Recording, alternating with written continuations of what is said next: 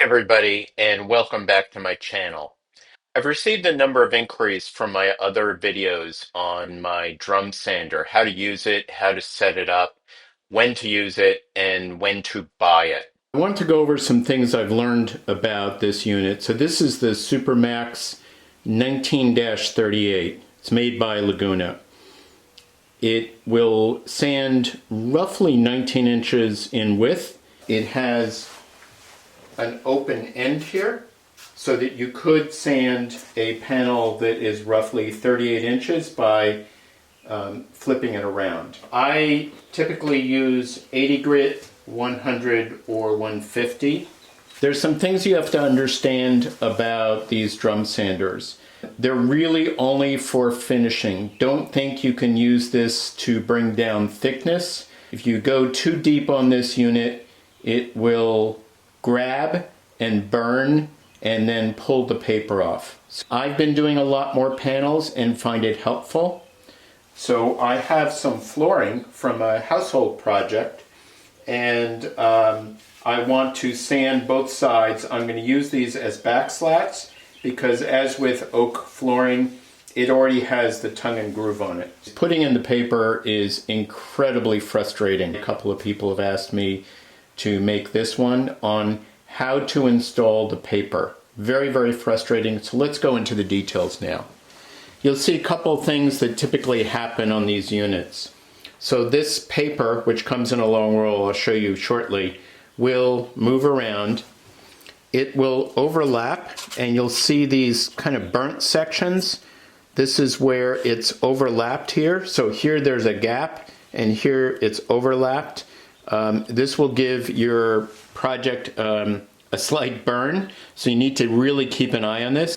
The biggest problem on this unit I'll show you is how you attach the right-hand side. It is extremely frustrating. The manufacturers will give you a tool. These are pretty much useless. So you release the spring on this side. Taking it out is pretty easy. And you'll pull this off, and you'll see it wraps around. And this does come pre-measured from the manufacturer. This is how the paper comes from the manufacturer, and the left-hand side is very easy to put on, and I really wish they had done the same thing on the right-hand side. So you attach the left-hand side in, and you need to be pretty generous with this, but also leave yourself enough, which again is guesswork and I guess a bit of experience, on how much you're going to need on the other side. One other thing to note is you must have really good dust collection with this. It has a 4-inch outlet. So you're rolling this on and you're really trying to keep it as tight as possible. When you do get it wrapped in, it's very good to run some excess stock through here. It will absolutely loosen up after about 5 minutes, and you'll have to go in on the right hand side and retighten it. So you really want to make sure that your gaps here are as tight as you can make it. So what I'm trying to do here is keep the paper exactly next to each other, so each strip is really tight. So this part is pretty straightforward. I'm going to roll it on. Again, this is 150 grit. So now I'm at the end, and this is where it gets very frustrating. So you'll see I've got a tab here and underneath here, and it's very hard to photograph it. It's really hard to actually see it. You are going to need to pull this tab underneath here,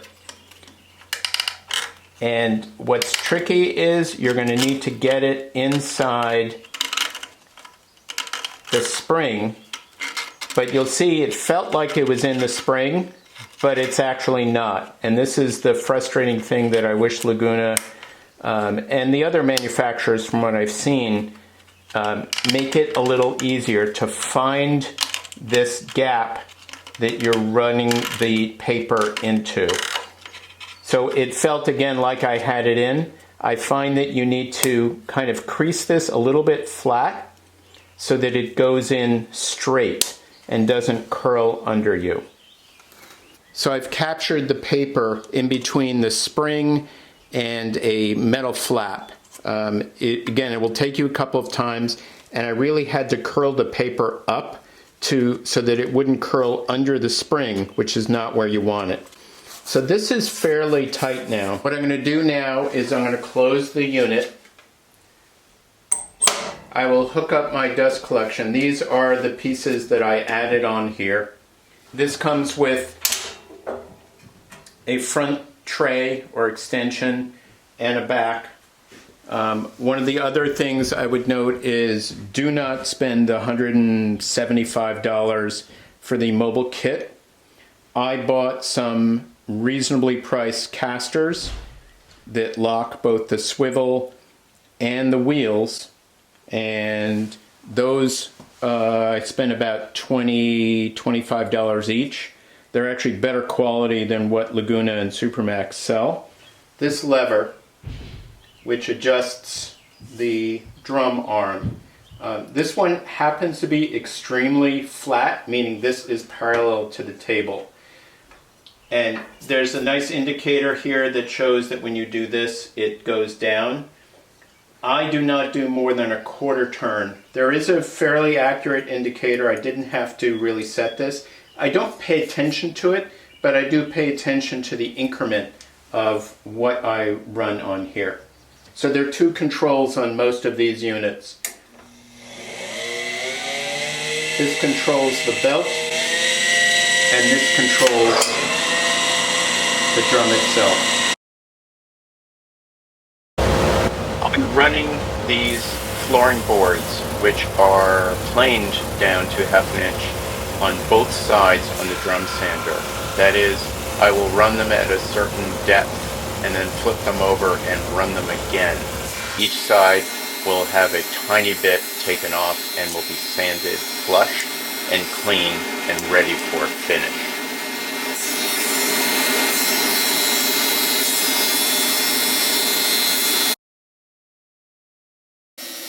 Here you can see that I'm running the long boards, the main part of the table, through the drum sander. And I'll twist it around and sand from the other side to make sure it's done flat.